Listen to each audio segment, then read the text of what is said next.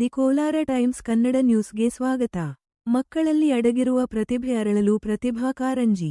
ಬಂಗಾರಪೇಟೆ ಪಟ್ಟಣದಲ್ಲಿ ನಡೆದ ತಾಲೂಕು ಮಟ್ಟದ ಪ್ರತಿಭಾ ಕಾರಂಜಿ ಕಾರ್ಯಕ್ರಮವನ್ನು ಉದ್ಘಾಟಿಸಿ ಮಾತನಾಡಿದ ಶಾಸಕ ಎಸ್.ಎನ್. ನಾರಾಯಣಸ್ವಾಮಿ, ಮಕ್ಕಳಲ್ಲಿ ಅಡಗಿರುವ ಪ್ರತಿಭೆ ಅರಳಲು ಪ್ರತಿಭಾ ಕಾರಂಜಿ ಸೂಕ್ತ ವೇದಿಕೆಯಾಗಿದ್ದು, ಮಕ್ಕಳು ಉತ್ಸಾಹದಿಂದ ಪಾಲ್ಗೊಳ್ಳಬೇಕು ಎಂದು ಹೇಳಿದರು.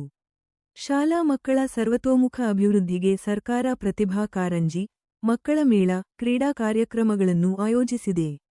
ಮಕ್ಕಳು ತಮ್ಮ ಕಲೆ, ಸಾಹಿತ್ಯ, ಜಾನಪದ ಪ್ರತಿಭೆಯನ್ನು ಪ್ರದರ್ಶಿಸಿ ಸಾಂಸ್ಕೃತಿಕವಾಗಿ ಬೆಳೆಯಬೇಕು ಎಂದರು.